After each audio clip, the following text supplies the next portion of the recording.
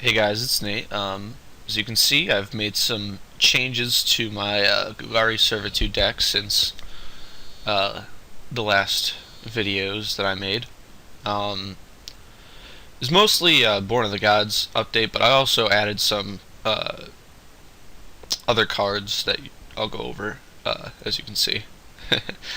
Well, we'll start with Deathrite Shamans because Deathrite Shamans went down in price significantly since they were banned in Modern, and it's allowed me to get them for this standard deck, and they've been pretty awesome, honestly.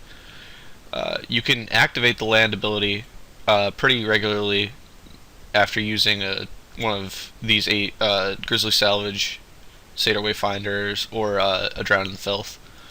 And that's been really good as just a mana dork.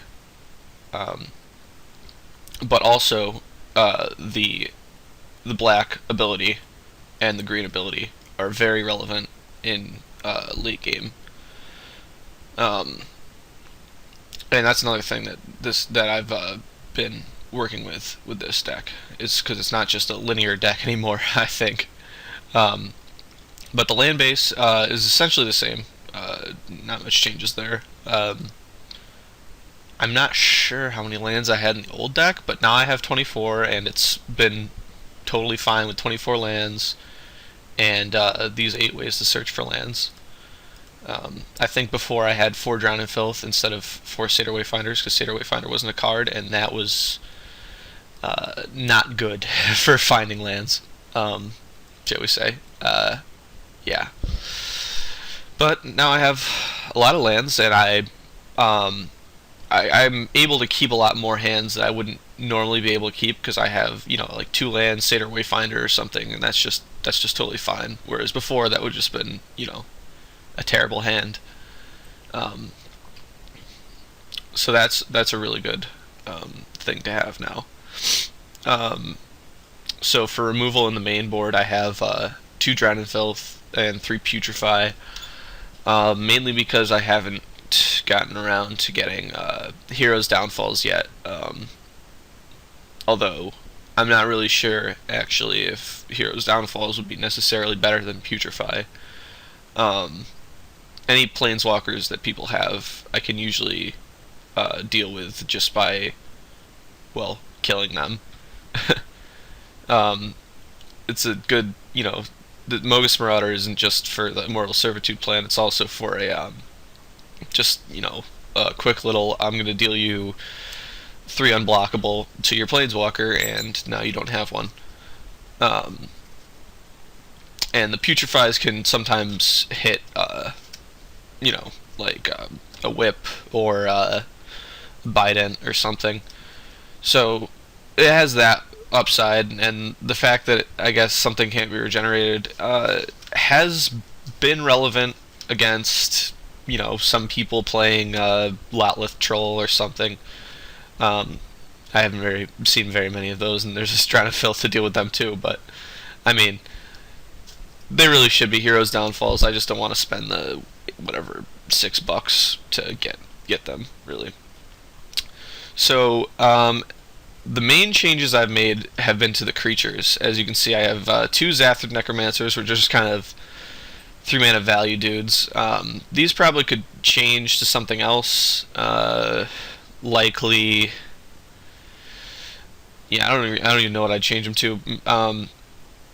Maybe a 4th Veralts and something else, but I don't know. It's they're just really good value dudes. That's all there is to it. Even though they only make 2/2s off themselves and Mogus Marauder, like that's totally fine. They're just like chump blockers that they don't want to block. They don't really want to trade with, and it's really good against aggro. So there's that. Another new creature I added is Veralts, which has been really good. Let's just put it that way. Um, yeah. So games that you can't win with Immortal Servitude, I've been winning through Veralts because um, he just makes a couple dudes just huge, and You just get in there for like, you know, whatever 5, and then the next turn you can get in there for like 8, and then they're just dead because you just keep making you make 2 dudes like huge, and you can just keep getting in there. Um, since all of your 3 drops scavenge for 3 counters basically, so these 8 scavenge for 3 counters. I guess all these 8 scavenge for 3 counters, and then these scavenge for 2, but you don't really care about that. You're just scavenging these guys onto them, and you can win that way a lot of times. He's resilient to removal because he has regenerate, which you have, and you have fodder because you have these Satyr Wayfinders, you have these Athrid Necromancers, and the zombies they make, the Mogus Marauders. You don't care about them after they already hit the board. So yeah, Verolts has been an awesome alternate win con for this deck, and it's really I feel like it's just at the cusp of being broken into the standard, but I don't really know if I'm the player to do that. I don't have the time or resources to do that. But anyways, so the 2 Mogus Marauders, the Immortal Servitude Mogus Marauder plan is still on the table. It's just I haven't won with that in quite a while. It's not because that the it's hard to set up. I guess it is, but it's not that. It's just that the games have been going too fast, so I might have to just change the entire deck to focusing on Verolts and just leave the Immortal Servitude plan in for a I guess a sideboard plan. But I also have 4 Lifebane zombies, which are a new addition, which should have been in the original deck. It's just that they were too expensive at the time. They're still pretty expensive. It's just I bit the bullet and got the 4 Lifebanes, and it's been getting people pretty heavily on, because they're in the main board and people aren't expecting a game 1. So you just play a Lifebane zombie. They have their whatever Plukernos, Colonian Hydra, and you just get it, and it's gone forever. And then he gets in there for 3, and he's really good. There's not much else to it. You can win a game just by playing a single Lifebane zombie sometimes if he's not answered. And the other card, the new addition, is Herald of Torment, which honestly has been a huge all-star in this deck. You can bestow up a Satyr Wayfinder or a Verolts or something, and just really just smash other people, because not many, honestly, in standard right now, not many people have flying creatures. There's like Night Veil Spectre and what's the other one? Desecration Demon, mono black, and there's like the little dinky birds in mono blue, but there's none in red green, obviously, and those are huge decks that people are playing.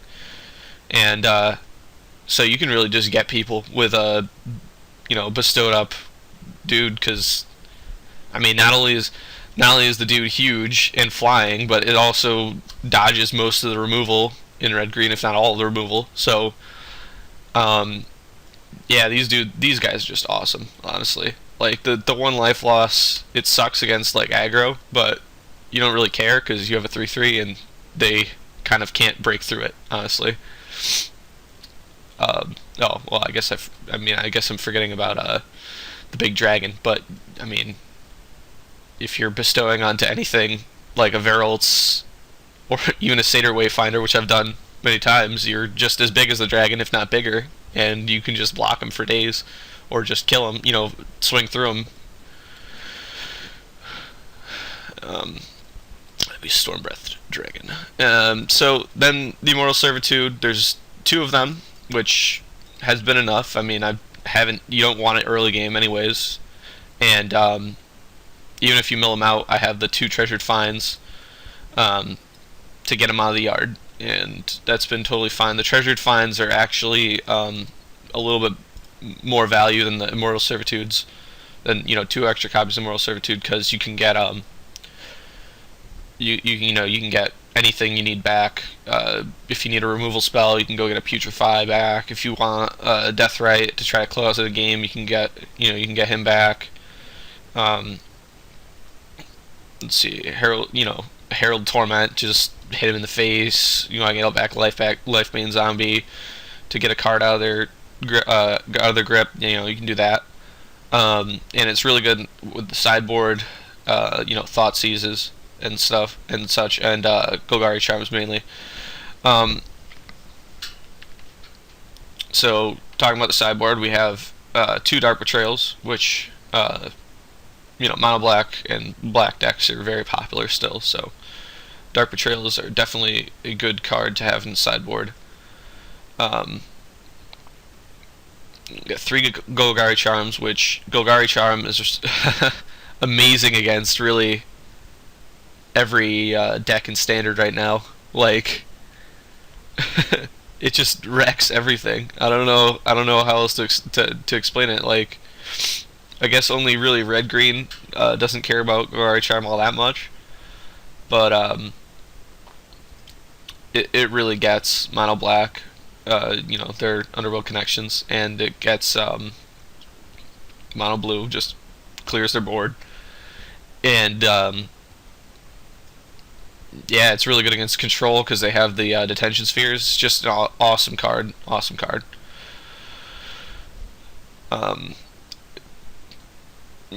Pretty much any matchup you want to bring in all of them, and it's always really good. We have two Drown in Sorrow, which I'm not sure about, but I'm not really sure about this. It probably should be 4 Drown in Sorrow and just cut the Gaze of Granites, but I just like the Gaze of Granites. I don't even care. I mean, Gaze of Granite.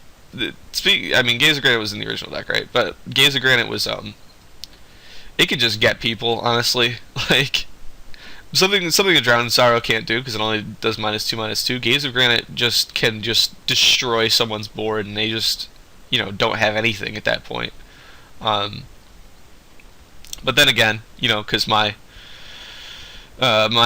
deck is a little less resilient to mass removal now that I'm not going only on the Immortal Servitude plan. Because before, they just wipe my board, and then I just Immortal Servitude and just kill them, which has happened against control before, and it was hilarious. But you can't really do that reliably now, because there's only 2 and 2 treasured finds, and it's just harder to set up. So I'm probably gonna cut these, maybe for 2 more Drown in Sorrows, or Drown in Sorrow and Golgari Charm, or some other removal spells, but I'm not really sure what to put in yet. I guess I don't know. This sideboard choices and some of the cards on the main board are just it's tough to figure out what's good in the metagame when you don't play very often, honestly. The one of Doomblade, just because I needed another filler card, honestly. It's a good removal spell, very good against red green stuff, which I have found that I'm pretty weak to red green, which is kind of sad, honestly, because I have the main board life bane zombies, the decent amount of removal spells that are pretty easy to get, but I've just been losing to it. I don't know. And then three thought seeds, which are not in the original deck, but I finally got those. They went down in price significantly since I made the original video, and was able to get some.